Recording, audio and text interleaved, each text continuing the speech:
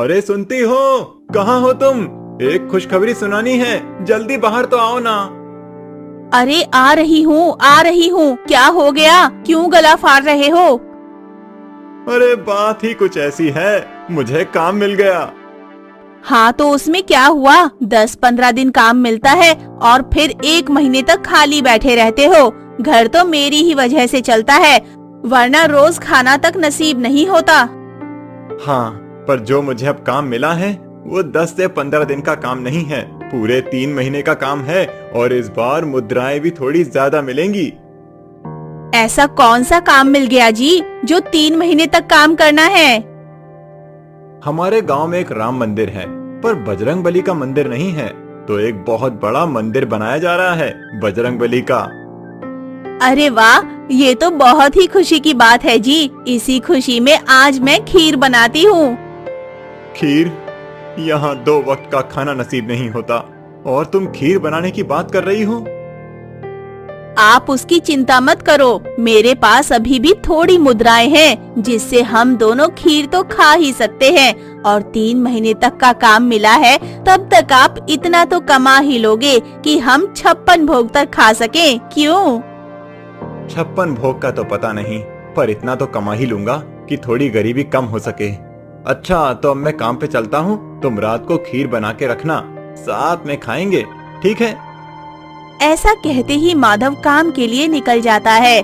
वहाँ पहुँचकर ठेकेदार कहता है, अरे माधव, पहले दिन ही इतनी देर, तुम्हें यहाँ टिकना तो है ना कि मैं किसी और को रख लूं? अरे नहीं नहीं ठेकेदार जी, आप बस आज माफ कर दो। कल से मैं समय से पहले ही पहुंच जाऊंगा, पक्का। ठीक है, अब काम पर लगो। काम पर तो देर से आए हो, पर काम ठीक से करना। जी, मैं मन लगाकर काम करूंगा। माधव ऐसा कहते ही काम पर लग जाता है। वहीं दूसरी तरफ राधा खीर खरीदने बाजार जाती है। आज तुम इतने दिन बाद यहाँ पर? माफ करना, आज तुम्हारे लिए कीड़े लगे सस्ते चावल नहीं हैं। लेने हैं तो ये अच्छे चावल ही लेने पड़ेंगे। अरे नहीं नहीं, आज मैं खीर के चावल लेने आई हूँ। खीर के चावल? कहीं डाका डाला है क्या? तुम्हें पता है ना, 100 ग्राम चावल की कीमत 40 तांबे के सिक्के हैं। जी मुझे पता है, और इसलिए मैंने इतने दिनों से सिक्के इकट्ठा भी किए हैं। आज मेरे पति को 3 महीने के लिए काम मिला है। इसी खुशी में आप मुझे 50 ग्राम खीर के चावल दे दो, और ये रहे 20 तांबे के सिक्के। अच्छा तो ये बात है। अच्छा ठीक है, ये लो खीर के चावल। फिर राधा खीर के चावल लेकर अपने घर की ओर निकल जाती है। दूसरी तरफ बजरंग बली की मूर्ति आ जाती है।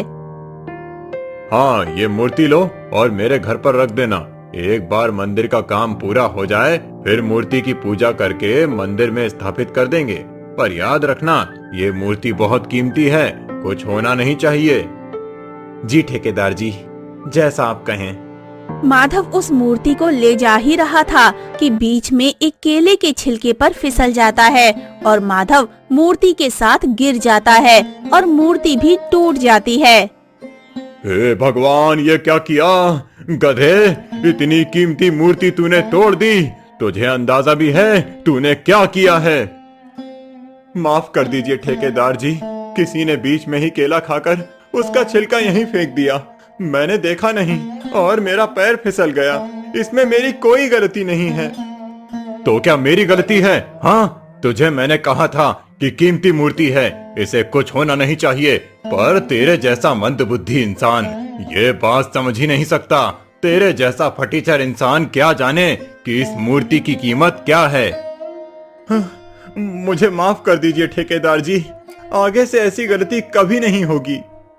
आगे से तुझे काम दूंगा तो ना होगी। तुझे आज ही मैं काम से निकालता हूँ। और हाँ, ये जो मूर्ति तूने तोड़ी है उसके पैसे भी देगा, और अगर नहीं दे पाया तो तुझे और तेरी पत्नी दोनों को इस गांव से धक्के मार कर निकाल देंगे और तेरा घर भी बेच देंगे। ठेकेदार जी, मुझे माफ कर दीजिए, मुझसे गलती हो गई। मैं गरीब इंसान हूँ, मेरे पास 2 वक्त का खाना तक नसीब नहीं होता। तो भला मैं इस मूर्ति के पैसे कैसे दे सकता हूँ? वो सब मैं नहीं जानता। मैं तुझे 1 महीने की मोहलत देता हूँ। अगर मेरे पैसे नहीं दे पाया तो समझ लेना, अब उठ और यहाँ से निकल जा। और जब तक पैसे ना आ जाएं, तब तक अपनी ये मनहूस शक्ल मत दिखाना, समझा? ये क्या हो गया मुझसे? मेरी पत्नी को जब मैंने कहा था कि काम मिल गया है तो कितनी खुश थी, और अभी तो बेचारी मेरे लिए खीर बना रही होगी, इस आस में कि मैं घर पैसे लेकर आऊंगा और हम दोनों साथ में खीर खाएंगे।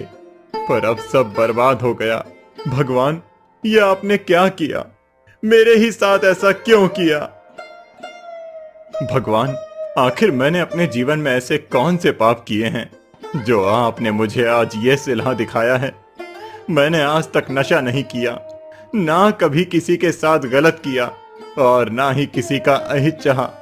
मैं तो बस अपनी पत्नी के साथ खुशी से 2 पल जीना चाहता था, उसके साथ बैठकर खीर खाना चाहता था।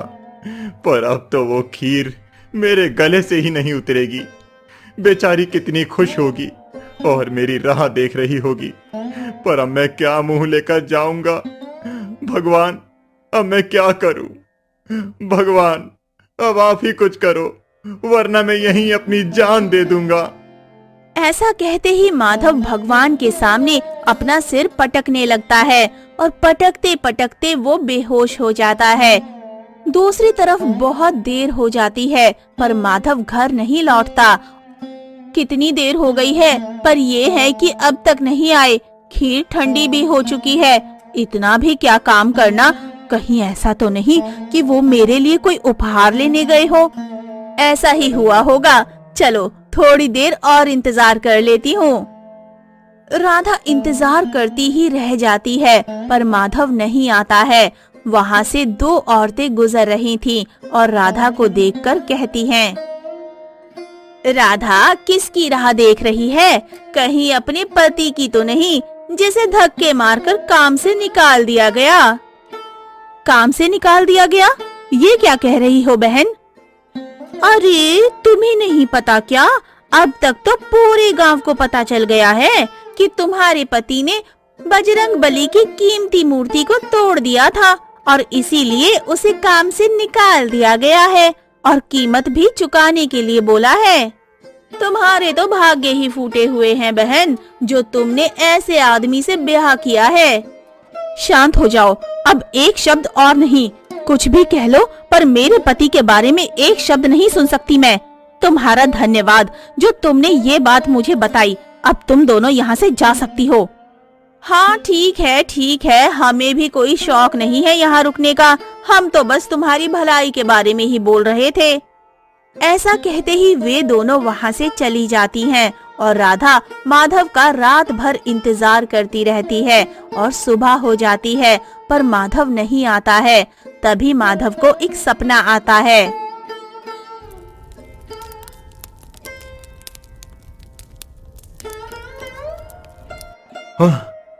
सपना था, बहुत बुरा सपना था। माना कि ठेकेदार जी ने मुझसे बदतमीजी से बात की, लेकिन मुझे उनके बारे में ये सब नहीं सोचना चाहिए था। मैं ऐसा घटिया सपना देख भी कैसे सकता हूँ? अरे बेटा, तुम यहाँ पर क्या कर रहे हो? रात भर यहीं पर सोए थे क्या? हाँ पंडित जी, वो थोड़ी आंख लग गई थी। लेकिन बेटा, तुम्हें यहाँ नहीं होना चाहिए। तुम्हारी पत्नी रात से ही परेशान है, तुम्हारी प्रतीक्षा कर रही होगी। पर पंडित जी, घर जाके भी मैं क्या करता, कैसे मुंह दिखाता? हाँ, मैंने सुना तुम्हारे बारे में। कल तुम्हारे साथ बहुत बुरा हुआ, किंतु तुम चिंता मत करो, क्योंकि पता चला है कि कल जिस केले के छिलके पर तुम्हारा पैर फिसला था, वो केले का छिलका ठेकेदार ने ही खाकर फेंका था। और इस विषय में मुखिया जी और बाकी सब बातचीत कर रहे हैं। देखना, बात तुम्हारे ही पक्ष में आएगी। आप सच कह रहे हैं पंडित जी। अगर ऐसा है तो भगवान ने मेरी सच में सुन ली। हे भगवान, तेरा लाख लाख शुक्र है। अच्छा पंडित जी, आपने कहीं आग लगी हुई देखी क्या किसी के घर पर? नहीं बेटा, आग तो कहीं नहीं लगी है। मैं अभी ठेकेदार के घर के रास्ते से आ रहा था, पर मुझे तो ऐसा कुछ नहीं दिखा। पर तुम ये क्यों पूछ रहे हो बेटा? नहीं पंडित जी, वो मुझे एक सपना आया था कि ठेकेदार के घर पर आग लगी है, इसीलिए मैंने पूछा। अरे जल्दी चलो रे, जल्दी चलो, ठेकेदार के घर पर आग लग गई है। ये देखो गांव वालों, ये मनहूस माधव ही है जिसने मुझसे बदला लेने के लिए मेरे घर पर आग लगाई है। तू तो नहीं बचेगा, तूने मेरे घर पर आग लगाई है ना, अब देख मैं तेरे साथ क्या करता हूँ। नहीं ठेकेदार जी, मैंने ये सब नहीं किया, मैं तो मंदिर में सो रहा था। क्या तेरा घर नहीं है क्या जो तू मंदिर में सो रहा था? अब पकड़ा गया है तो बहाने बना रहा है। हाँ, खुद की गलती दूसरों पर मत ठोको ठेकेदार। अरे मुखिया जी, आप नहीं जानते ये माधव कितना बड़ा दुष्ट है। इसने कल मूर्ति तोड़ दी और जब मैंने इसे काम से निकाल दिया तो इसने बदला लेने के लिए मेरे घर पर आग लगा दी। मुझे पता है कि किसने किया है। तुम ही हो जो कल केले को खाकर कचरे में फेंकने के बजाय बीच रास्ते में फेंक दिया, और ये बेचारा मूर्ति लेकर जा रहा था, तुम्हारे फेंके हुए केले के छिलके पर फिसल गया, और तुम खुद की गलती मानने की जगह इस बेचारे पर आरोप पे आरोप लगाए जा रहे हो। पर मुखिया जी, आप समझ नहीं रहे हैं। देखो, तुम्हारी वजह से पहले ही बहुत नुकसान हो चुका है। मैं तुम्हें मंदिर के काम से हटा रहा हूँ और किसी और ठेकेदार से ये काम करवा लूंगा। ये आप अच्छा नहीं कर रहे हैं मुखिया जी। तुम मुझे धमकी दे रहे हो क्या? तुझे तो मैं बाद में देख लूंगा माधव। तुम चिंता मत करो माधव, अब तुम्हें एक पैसा देने की भी जरूरत नहीं है। अब तुम घर जाओ, कल से तुम्हारी पत्नी तुम्हारा इंतजार कर रही है, परेशान हो रही होगी। अब जाओ। आपका धन्यवाद मुखिया जी, अब मैं चलता हूँ।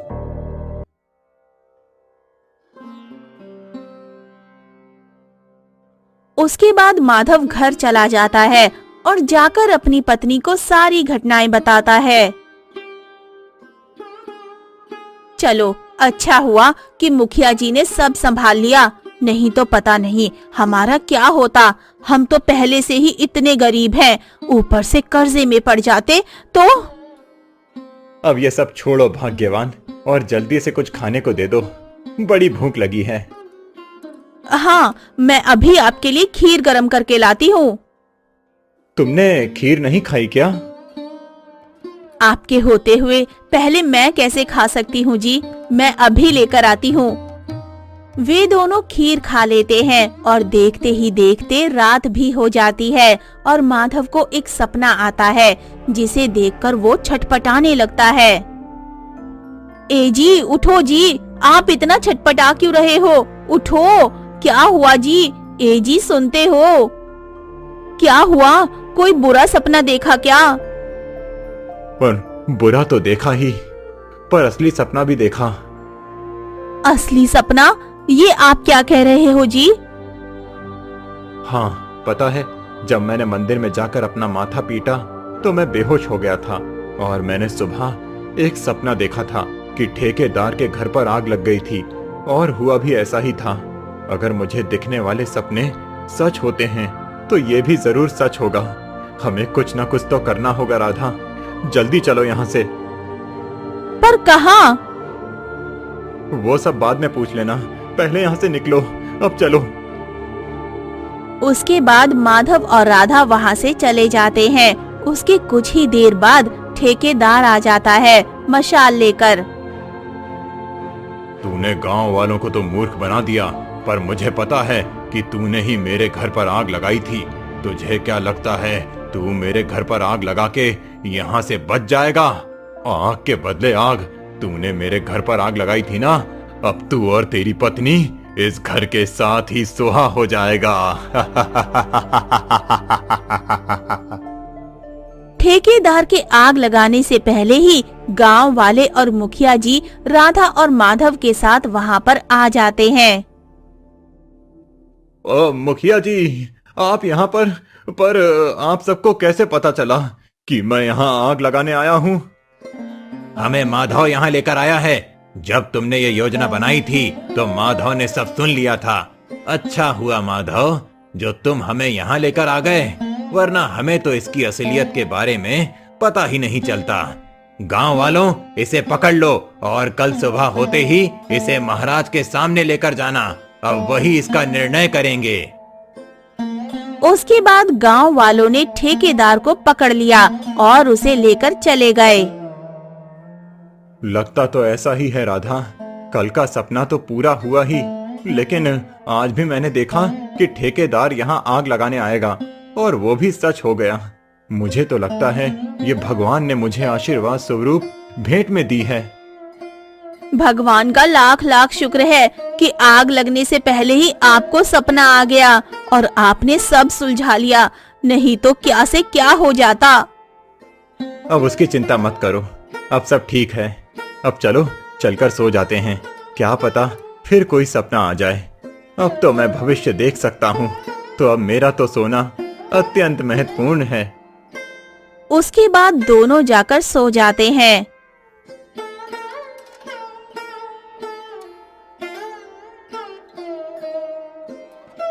ए जी, सुबह हो गई, अब तो उठ जाओ कि दिन भर सपने ही देखते रहोगे। कितना अच्छा सपना देख रहा था और तुम हो कि देखने ही नहीं देती।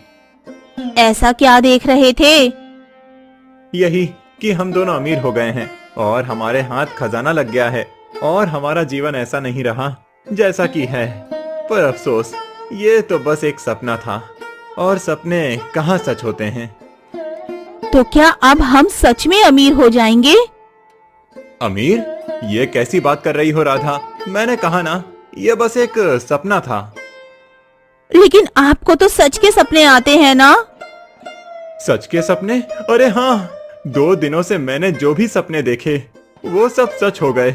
इसका मतलब है कि ये सपना भी जरूर सच हो सकता है। जल्दी बताइए कि वो खजाना आपने कहाँ देखा है। हम अभी वहाँ जाएंगे और खजाने को बाहर निकाल लाएंगे। मुझे ठीक से तो याद नहीं, लेकिन एक खेत में मैंने देखा जो पूरी तरह से बंजर था और उसके बीच में एक अलग तरह का पौधा लगा हुआ था। ठीक उसी के नीचे वो खजाना छुपा हुआ था। बंजर जमीन? इस गांव में तो कम से कम 6 से ज्यादा ही बंजर जमीन है, और अगर दूसरे गांव की जमीन पर छुपा होगा तो खोजना बहुत ही मुश्किल है। पर जो भी हो, खजाना चाहिए तो खोज तो करनी ही पड़ेगी। सही कहा राधा, चलो चलकर ढूंढ निकालते हैं खजाने को और अपनी घिसी पिटी जिंदगी को अलविदा करते हैं। उसके बाद राधा और माधव दोनों ही गांव की बंजर जमीन को खोजने निकल गए, पर बहुत देर तक भी खोजने पर वो जमीन नहीं मिल रही थी। पक्का आपने यही सपना देखा था ना जी? अरे हाँ, मैंने देखा तो यही सपना था। तो फिर वो जमीन मिल क्यों नहीं रही है? कहीं वो दूसरे गांव में तो नहीं? अब हम कौन से गांव में खोजें? ये तो बड़ी समस्या की बात है, लेकिन अभी भी एक जमीन बची हुई है जो पूरी तरह से बंजर है। एक बार उसे भी चलकर देख लेते हैं, क्या पता मिल जाए। उसके बाद माधव और राधा दोनों उस जमीन को देखने के लिए चले जाते हैं। जब वो दोनों उस जमीन पर पहुंच जाते हैं तो देखते हैं कि उस बंजर जमीन पर सच में एक अलग तरह का पौधा लगा हुआ था। वो देखो राधा, मैंने कहा था ना, वही पौधा है जिसे मैंने अपने सपने में देखा था। चलो चलो चलकर देखते हैं। फिर वे दोनों पौधे को हटाकर वहाँ पर खोदना शुरू कर देते हैं। कुछ देर तक खोदने के बाद वहाँ सच में एक संदूक रखा था। जब वे उस संदूक को गड्ढे से बाहर निकालते हैं और खोलते हैं तो उसमें सच में खजाना निकलता है, जिसमें कई स्वर्ण मुद्राएं होती हैं। हे भगवान, इतने सारे स्वर्ण मुद्राएं! इतने तो मैंने अपने पूरे जीवन में भी कभी नहीं देखे। ये सच है या कोई सपना? राधा, ये सपना ही तो है जो अब पूरा हो गया है। अब हमें गरीबी से भरी हुई जिंदगी, जिसमें 2 वक्त का खाना तक नसीब नहीं होता था, वो जिंदगी अब नहीं जीना पड़ेगा। हाँ, वो तो है। मुझे तो अभी भी विश्वास ही नहीं हो रहा किंतु अगर हम इतने सारे स्वर्ण मुद्राएं लेकर जाएंगे तो गांव वालों को शक नहीं होगा। जो कल तक इतने गरीब थे वे रातों रात इतने अमीर कैसे हो गए? कहीं वो हमारे स्वर्ण मुद्राओं को हड़प लिए तो? बात तो तुमने सही कही राधा। एक काम करते हैं, इस गांव से ही चले जाते हैं। गांव से चले जाते हैं? ये आप क्या बोल रहे हैं जी? और नहीं तो क्या, अगर हम यहाँ रहेंगे तो गांव वाले हमें इतनी सारी स्वर्ण मुद्राओं के साथ रहने नहीं देंगे, और अगर हम दूसरे गांव चले गए तो किसी को भी नहीं पता चलेगा, क्योंकि हमें कोई पहचानता ही नहीं होगा। सारे लोग हमें शुरू से ही अमीर समझेंगे और वहाँ हम शांति से अपना पूरा जीवन बिता सकते हैं बिना किसी दिक्कत के। ऐसा कहते ही वे दोनों उस खजाने को लेकर दूसरे गांव जाने लगते हैं, ये सोचकर कि अब वो अपना जीवन खुशी से अमीरों वाली तरह से बिताएंगे। पर उन्हें क्या पता था कि उनके दरवाजे पर कौन सी मुसीबत दस्तक देकर बैठी थी। महाराज, हमने उस चोर को पकड़ लिया है जो हमारे राजकोष से धन चुरा कर भाग गया था। बहुत बढ़िया मंत्री जी, आपने अच्छा काम किया। तो बताओ चोर, कहाँ रखा है मेरा धन? अगर सीधी तरह से बता देते हो तो मैं तुम्हें ज्यादा कष्ट नहीं दूंगा, परंतु अगर तुमने नहीं बताया तो तुम्हारे शरीर के टुकड़े टुकड़े कर कुत्तों को खिला दिया जाएगा। मुझे माफ कर दीजिए महाराज, मेरे मित्र ने मुझे लालच देकर यह काम कराया है। अगर आपको पकड़ना ही है तो मेरे मित्र को पकड़िए महाराज, मुझे छोड़ दीजिए, मुझे छोड़ दीजिए। तुमसे किसने कराया ये, या किस लिए किया, ये मैं नहीं पूछ रहा हूँ। मेरा धन कहाँ है ये बताओ। जी महाराज, वो धन मैंने पास के ही गांव में एक बंजर जमीन पर गाड़ रखा है, और उसके ऊपर मैंने एक जंगली पौधा लगाया है ताकि मुझे खोजने में किसी प्रकार की दिक्कत ना हो। ठीक है मंत्री जी, आप इसके साथ जाइए और खजाने को लेकर आइए, उसके बाद इस चोर का फैसला किया जाएगा। जी महाराज, जैसा आप कहें। ऐसा कहते ही मंत्री उस चोर के साथ उस स्थान पर जाता है जहाँ पर चोर ने खजाने को गाड़ा था। हे भगवान, ये क्या हो गया? मैंने तो यहीं पर रखा था। देख के तो लगता है कि अभी अभी खोदा गया है, तुम्हें पता। ऐसा कहते ही सैनिक चोर को ले गए और मंत्री जी उस चोर को खोजने में लग गए।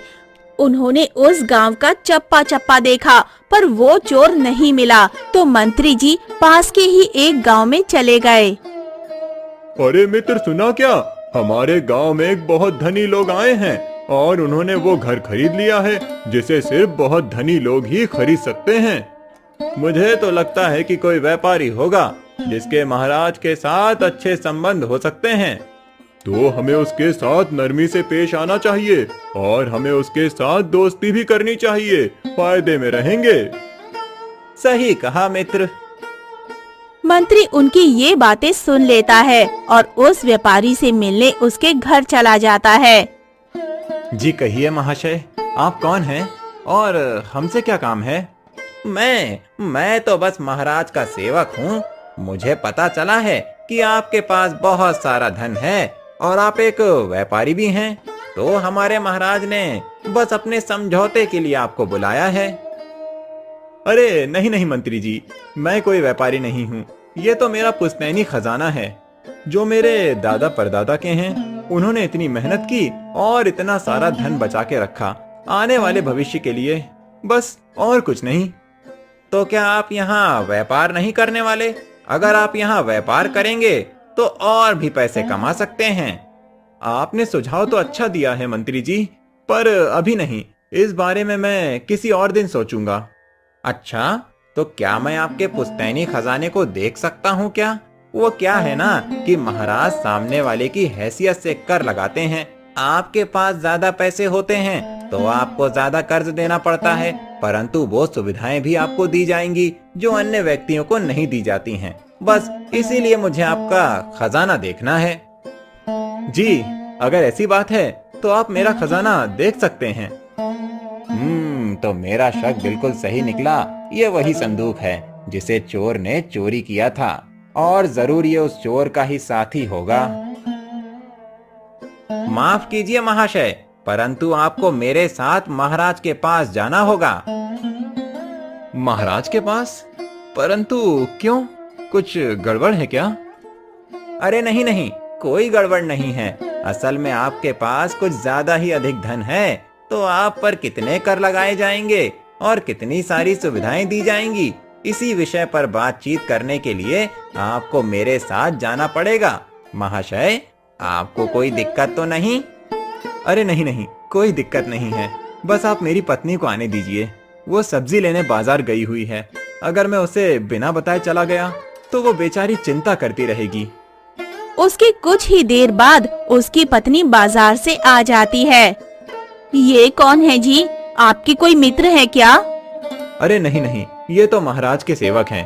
कर के सिलसिले में बात करने आए थे, तो मुझे अभी इनके साथ महल जाना पड़ेगा। तुम घर का अच्छे से ध्यान रखना, ठीक है राधा? तो क्या आप ही मंत्री जी हैं जो चोर की तलाश कर रहे हैं? मैं जब बाजार गई थी तो सब इसी बारे में बात कर रहे थे।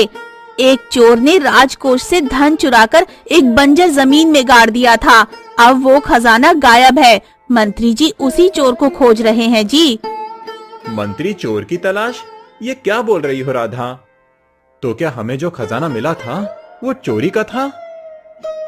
तो तुम दोनों को पता ही चल गया। देखो, अब भागने का कोई फायदा नहीं है। अब तुम नहीं बच सकते, इसीलिए अच्छा यही होगा कि चुपचाप मेरे साथ महल चलो। देखिए मंत्री जी, इसमें मेरे पति की कोई गलती नहीं है। उन्होंने खजाने को नहीं चुराया। हमें तो खजाना गड़ा हुआ मिला है, तो हमने ले लिया। हमसे बहुत बड़ी भूल हो गई मंत्री जी, हमें माफ कर दीजिए। मैं तुम्हें मूर्ख दिखता हूँ क्या? वो जमीन तुम्हारी थी ही नहीं, तो फिर तुम उस जमीन में क्यों जाओगे और खोद के देखोगे? जिसे पता ना हो कि खजाना कहाँ है, वो नहीं ढूंढ सकता। ऐसा हो ही नहीं सकता कि तुम्हें पता ना हो, और तुम्हें पता तभी हो सकता है जब तुम चोर के साथ मिले हुए हो। मंत्री जी, ये सब मेरा करा धरा है। इसमें मेरी भोली पत्नी को कुछ नहीं पता। आप कृपया करके इसे जाने दें और मुझे लेकर जाएं। अगर ऐसा है तो ठीक है, तुम ही चलो मेरे साथ। महाराज, ये रहा वो चोर जिसके साथ मिलकर उस चोर ने संदूक चुराया था। तो तुम हो वो? सैनिकों, उस चोर को यहाँ लेकर आओ। क्या यही है वो जिसके साथ तुमने मिलकर चोरी की थी? जी महाराज, यही है वो मेरा मित्र। इसकी लंबाई और कद काठी उसी के जैसी है, और वो आंखें भी वैसी ही हैं महाराज। तुम्हें इस बारे में कुछ कहना है क्या? नहीं महाराज, मैं बस इतना ही कहूंगा कि इसमें मेरी पत्नी का कोई हाथ नहीं था। वो तो बेचारी मासूम है, उसे इन सब मामलों में मत घसीटिएगा महाराज। ठीक है सैनिकों, इन दोनों को ले जाओ और डाल दो हमेशा हमेशा के लिए कारागार में। एक बात बताओ चोर भाई, तुमने मुझे अपना साथी क्यों बताया? ये क्या कह रहे हो मित्र? तुमने मेरे साथ मिलकर चोरी की तो मैं तुम्हारा ही नाम लूंगा। पर मैं तो तुम्हें जानता ही नहीं। तो मैं कौन सा तुम्हें जानता हूँ मित्र? ये लोग अपने आप को बहुत ही होशियार समझते हैं, पर एकदम मूर्ख हैं। मैंने जो कहा उसे ही सच मान बैठे। मैंने तो बस इन्हें गुमराह करने और इन्हें परेशान करने के लिए ये झूठी कहानियां बनाई। असल में तो मेरा कोई साथी नहीं है। तो इसका मतलब तुमने झूठ कहा ताकि वो तुम्हारे दूसरे साथी को खोजने के लिए दिन रात परेशान रहें? और नहीं तो क्या। पर पता नहीं तुम इन चक्करों में कैसे फंस गए, और उससे भी हैरानी की बात, तुम्हें कैसे पता चला कि मैंने खजाना कहाँ रखा है? हाँ, मैं कहूँगा तब भी तुम विश्वास नहीं करोगे, इसीलिए जाने दो। अरे क्यों नहीं करूँगा? ये लोग बेवकूफ हैं, मैं नहीं। तुम कहो तो सही। मुझे सपने आते हैं जिसमें मैं भविष्य देख सकता हूँ। फिर माधव ने उसे पूरी बात बताई। चोर ये बात आश्चर्य से सुनने लगा और कहता है, भविष्य वाले सपने? ये क्या बकवास कर रहे हो? भला ऐसा भी कभी हो सकता है क्या? तुम्हारी बातों का विश्वास करना सच में बहुत मुश्किल है मित्र, पर तुम मुझे बहुत सीधे साधे लगते हो। अपनी पत्नी को बचाने के लिए तुमने झूठा आरोप भी अपने ऊपर ले लिया। इसीलिए मैं तुम पर विश्वास कर लेता हूँ। अरे ये क्या मित्र, तुम ठीक तो हो ना? उठो मित्र उठो, ये क्या हो रहा है तुम्हें? नहीं, ऐसा नहीं हो सकता, ऐसा नहीं हो सकता। क्या नहीं हो सकता है? तुमने कोई बुरा सपना देखा क्या?